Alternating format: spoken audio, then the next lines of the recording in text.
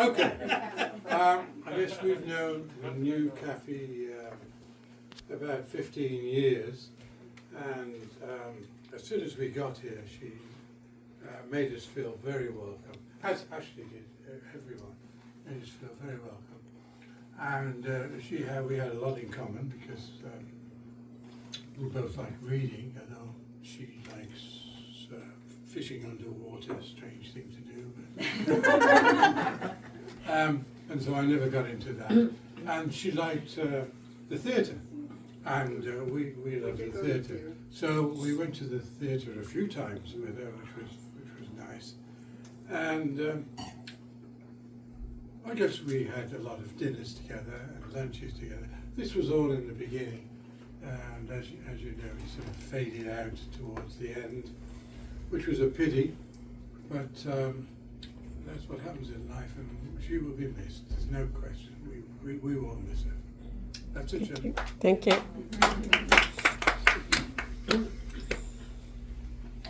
Well, I asked a question. Exactly how many pairs of shoes does Kathy wear?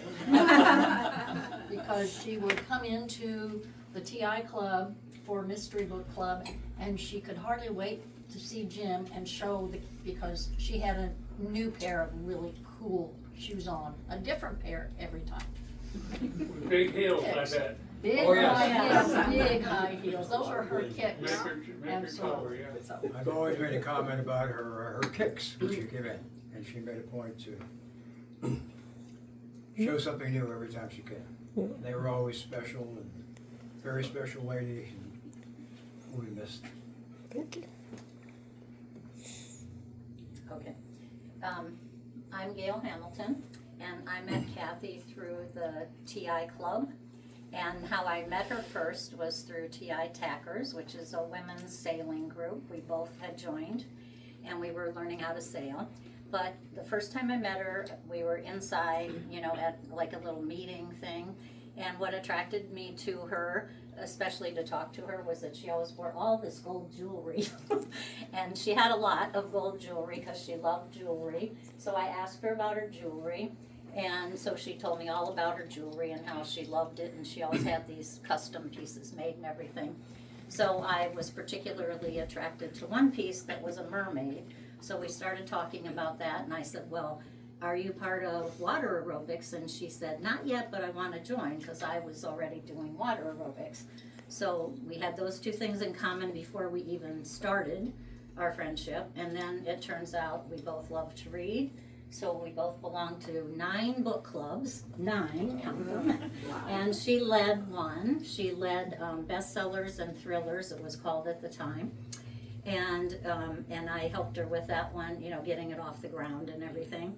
So we are both still, to the very end, a member of Mystery Book Club, led by Miss Paula and Jim. And that was our very favorite book club. So we still did that. We had that in common, and we both loved to puzzle. So I would come over here and we'd puzzle. And then Kathy was not a big cook. She didn't like to cook, she liked to eat. So I would invite her to my house because I live right on Sunset Beach. So she would walk over, bringing a fancy little thing like this to have her wine. And I'd said, you really didn't need to bring that to my house. And she goes, no, I have to have this to drink my wine. So I'm like, okay. And she was like, you can have your feathers and and I gave her a wine glass, but she's like, only if it fits my little feather thing. So we would have a nice dinner, and then I would walk her back just to make sure that she would get back and and be safe and everything, because sometimes it'd be night by the time we did that. And we had a lot of really nice times. And then she would invite me over to the pool. So we would swim laps, and one time she surprised me with this little, like an hors d'oeuvre party at the end of our swimming and sunning afternoon. And she had like this, like what you did. I mean, not this much, of course, for us, but the same idea, these little appetizers and a glass of wine, and I was totally surprised. And it was such a nice thing to do, because we love doing that as well. So we had a lot of fun times, including going out to dinner. We both loved Middle Grounds Grill. That was like our favorite restaurant that we would go to, and we would splurge on that every now and then. We would celebrate each other's birthday there. So it was a lot of fun times, and she will be missed, and I'm sorry that she's gone and that her life was cut so short. But lots and lots of good memories. Yeah. Okay, Brian. One thing that I gotta say, it was a bit of a pleasure and it was a bit painful. I got to read a lot of things that Kathy left behind, and as you know, Kathy wrote down every thought that ever happened. So one of the notes was, BB ran out of gas in the plane. Is there a story behind that? It doesn't work that way. It just there's actually been several people that could attest to that. But it's just if you change tanks in different aircraft, sometimes the fuel doesn't feed from that tank, and if it quits, it's like my hand just moved, and you fix it. Well, you're not thinking what the other person's thinking. There's no fix it. Yeah. Actually, this one other girl I know opened the door at 7,000 feet, and after I'm busy, you couldn't open it because of substrate. So I finally got things going, and I go, where are you going? I just need to get out. Anyway, no, we was at night going down to Marathon to get my car and switch tanks and it's like shit.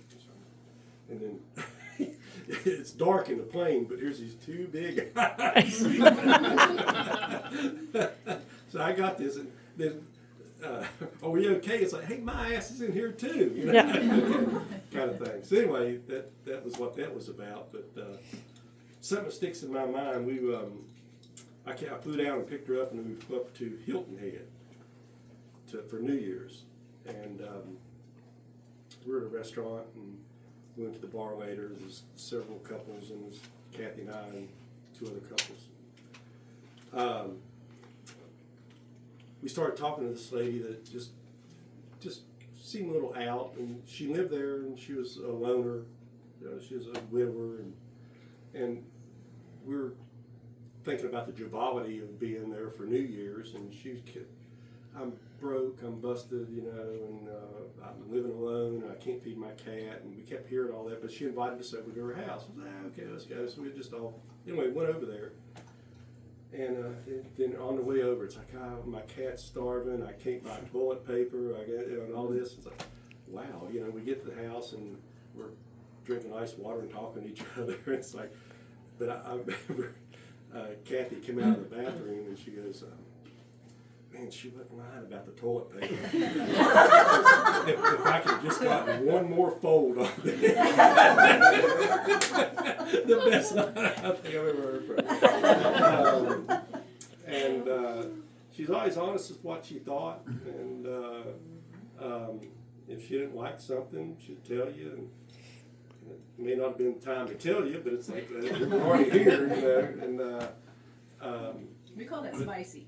But she was ready for anything. It's like, where are we going? It's like, I don't know. I got fuel for an hour and a half. Okay, let's go somewhere. And then we just end up somewhere and play and work with beckon, and I'd have to drop her off and head back to Virginia or wherever I was going. And she was a great travel partner, and just enjoyed playing. And many fond memories of this view you see out the window. A great personality. Thanks, Brian. Mike? You know, I was Kathy's husband, but a lot of people don't know, but I didn't ask Kathy to marry me.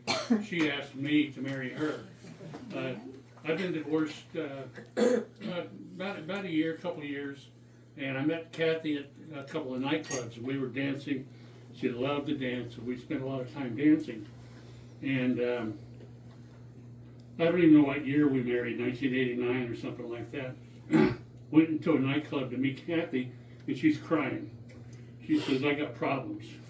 She says, I'm gonna lose my green card. She says, I need to get married or I'm gonna get kicked out of the country. So I said, okay, let's get married. So we went and got married. And we continued having fun. I mean, diving, dancing every night, going to dinners and stuff like that. And I think my ex-wife saw that I was having too much fun and decided that I was gonna get my children back, 10, 11, 12 years old. And they were girls.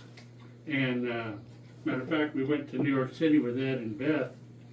And just a beautiful, wonderful day for the Macy's Day Parade. And Kathy and I had a great relationship dancing at Captain Cosmaco's, boating, scuba diving. A lot of those pictures of big fish are from what Kathy shot in the Middle Grounds on us. And if Kathy, and for some reason I was obsessed with having a son, and if Kathy didn't want any more kids, and if you ever saw her fighting with 10, 11, 12-year-old girls, you realize that she didn't need any children. And, you know, Kathy and I never had a fight, and we just decided after 3.5 years just to end it because I wanted more children, and she didn't want any. But we continued our relationship after that as far as, you know, scuba diving, dancing. You know, we had a good relationship on, you know, for many, many years. And, you know, she was on my boat probably about 3 years ago. And just amazing. I mean, strong pound for pound. Crawl up that dive ladder with a tank on her back, just really amazing. But she was a delight to be around. I missed her. Thank you. Cheers. Yeah, I think one of the last times I saw, well, you said it was like 3 years ago? I think 3.5 years. Yeah, she was, well, I know she was pretty ill still when I saw, but I saw you pull up one day. I lived 2 doors down, and I saw a big boat pull out. And I'm like, oh, who's that? What's going on? And I didn't recognize Mike, but I saw her go out there, and then I saw him come out to help her very carefully onto the boat, and off they went. And then, you know, hours later, I saw him come back, and I just thought that was so sweet and so nice. She was ready to go anytime anybody had a boat. Yeah. Yes, sir. Or an airplane. Yeah. Automobile, Ready to travel. train, anything. Yeah. In fact, we got in a little bit of trouble by missing a chemo appointment because Ed got a boat for the day, and off we went, and boy, did I ever get reamed out by the chemo people. That was better for her spirit. Yes, Yeah. Absolutely, definitely. absolutely. Ed, you want to say a word? Well, I guess I'd have to either thank Mike or blame Mike, I don't know which. But we met Mike and Kathy when they were married, and we used to go out on his boat. Then after they got divorced, You got Kathy and I got nothing. I still got Kathy for dancing I was gonna say, I got Kathy in the divorce, I guess. She used to be my boat buddy. and yeah. And she would go out on a boat on a 15-minute phone call. Hey, you wanna go? Okay. Yep. You know, that was it. She didn't matter what else was on the schedule. She would go on a boat. She used to love to watch dolphin. But my wife and I knew her for, we're guessing, around 38 years. Wow. And we had a few incidents with her that were amusing or not, depending on which side of the coin you were on. We invited her to our daughter's wedding, and she came solo.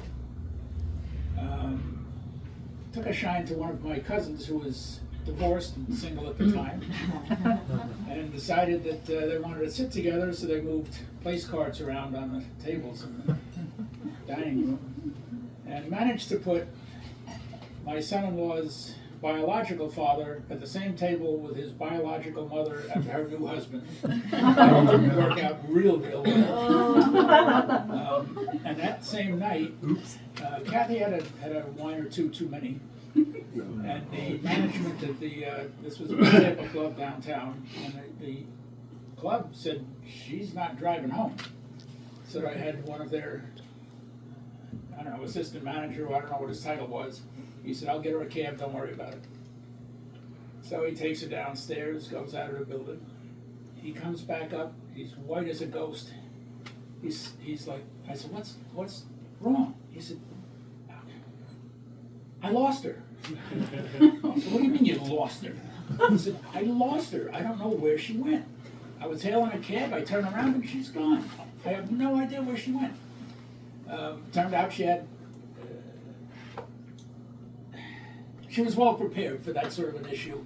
She had blankets and pillows in the backseat of her car, and she just went and slept in her car till the next morning. But this poor guy was just terrified. He said, I lost her. I don't know where she went. So she was amusing at times. I'll leave it at that. But we didn't know her a long, long time. Shelley, does she still have those goblets, Sunset and Beaches? You know, I couldn't find those. All right, who took them? They were silver, right? Yeah, silver goblets that she had Sunset and Beaches written on. I don't know where those. And she used those, she filled those up constantly. As in many things in life, I followed in her footsteps in everything I could. And so I also had those goblets because I thought hers were so cool. So I also, just to be like her. Yeah. They didn't have some Canadian swag going on. Oh, what she had was always better. Teresa, any chance? Therese, I mean. Therese and her husband John very nicely came and gave Kathy a private a concert before, as soon as I brought her home from the hospital. Nope, that Three Finger Lizzie is a piano player. Yeah. Okay, that's what I'm saying. Yes, or six finger Lizzie. Six finger yes, Lizzie. 3 on each hand. Yeah, but Therese and John came and they set up right in front of the window. Kathy's hospital bed was here, and it was lightning and thundering out. I don't even know how Therese and John got here in that horrible weather, and Kathy she just was singing along with Therese and just dancing in her hospital bed, and she was just so happy. Oh, wow.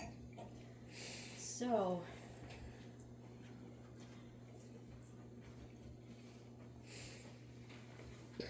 Picture Las Vegas. The Sphere. yeah. You're there. You're the Yes, corner. yes. No. This actually, okay, so I met Kathy over 3 decades ago. And back in the day, everyone here knows Kathy as the party girl, the diving girl, the adventure girl. But there was also another side of her that had this incredible amount of depth. And I met her when I was in a network marketing experience a billion years ago. And we actually went to a conference in Las Vegas. And we were at Caesar's Palace, and there was a little bar there called Cleopatra's Barge.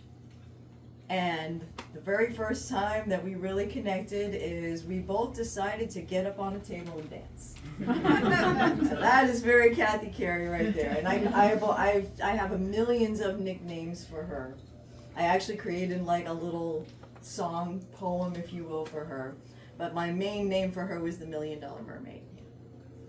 And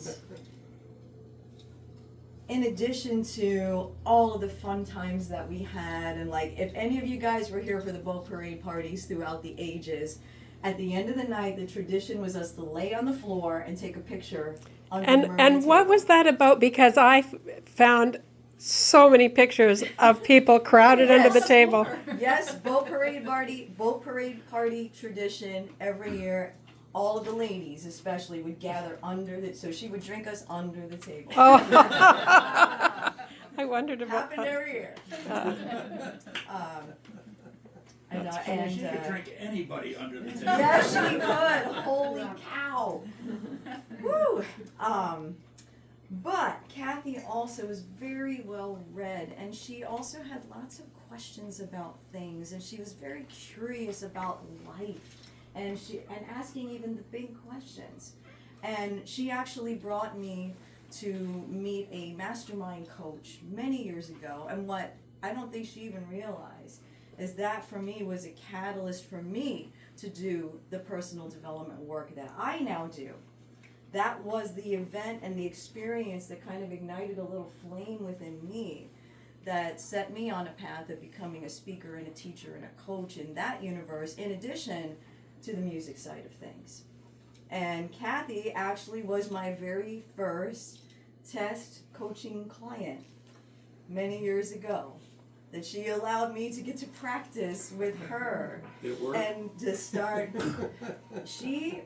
and any of you guys that know her, that have known her for any length of time, that woman was one of the most tenacious, devoted human beings that you would ever meet. If she made a promise, if she was going to do something, if she said she was going to do it, she would do it, no matter what. And we had many different experiences and adventures throughout those 3 decades. And the very last one that we really, aside from the concert that we did for her, we hosted a solstice celebration for 12/21/21. And when she heard about it, and I hadn't seen her in a million years because we moved to Tampa, things kind of started changing in her world, as you guys observed, and ours as well. And she said, those numbers are too magical, I have to be there, and that's just gonna happen no matter what. And she made the trek all the way to Tampa to come and be a part of that and to share her love. And this woman, my friend, my soul sister, force in nature, one of the kindest, most fun, most open and willing to engage any adventure at any given time, at any moment, real, authentic, honest, straight shooter. She didn't play around. She didn't play games. She let you know exactly how she felt. She would actually advocate for herself and say, this, nah, not gonna do that. But if it's something that was for her, like canceling every plan to go spearfishing at any given moment, or hop on an airplane, or get on a boat, anyone who knew her and loved her and truly loved her would say, hey, go forth and live your life and do what you came here to do, my friend. I love you unconditionally. And I know that she is many things to many people here, and each one of you got to meet and experience a different aspect of her. But regardless of the approach that any one of you took with her or got to have from her, this is one of the most unique, genuine, loving, authentic human beings I've ever had the honor and pleasure to know. So cheers to you. Cheers. Cheers. Thank you very much, Therese. Thank you. Jim, AKA Jimmy. Kathy, call me Jimmy. I'm Jim Fentress, and I met Kathy at Jim's Dive Shop in the early 1980s. She came wandering in. At least it seemed like she was wandering. And it seems like she never left. She used to go on a lot of middle ground trips with us, which is fairly challenging diving and not for an amateur at all. And we had people from all over the state that would take those trips because they were really pretty special at the time. Not a lot of people doing it. And most of the guys, especially the ones that beat their chest the most, would go, why is she here? I thought this was a spearfishing trip in deep water and current. And I said, she'll be okay. And before the trip was over, usually they were asking her not only for advice, but sometimes help with their gear. Anyway, she could just handle anything, and was always upbeat and healthy and happy, and sorry to see her go. Although I sold the dive shop, so I didn't miss her as a customer, so. She's a great lady. Yeah. Thank you very much, Jim. I'm Walt Proctor. Kathy did quite a bit of diving with me. And to her credit, she would almost always be the first one in the water if you hesitated. And if you hesitated too long, she would not necessarily get all the fish, but she sure will be pushing them around. And I gotta give her credit, always did. It's a little commercial operation, you work pretty hard day in, day out, and she was a trooper.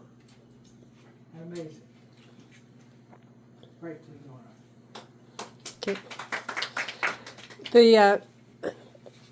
Before Kathy passed away, I wrote a little, just to help me going through this. I wrote her life in my eyes because she was my older sister, and I followed and tried to follow in her footsteps and do everything that she did. And one of the things I did was go scuba diving and learn to scuba dive. And then shortly after I was certified, I came down here and went out on someone's boat. And she was spearfishing, and she said, she had her spear gun with her. She said, "If I see a fish, I'll be gone, but I'll come back and get you." And I'm like, you'll come in this big ocean, you'll come back and get me? But she said, just stop. If I take off, just stop. And sure enough, she took off, got a fish, came back, and got me. And I just couldn't believe it. Just like I couldn't believe a lot of things that she was capable of doing. Good job. I have some words here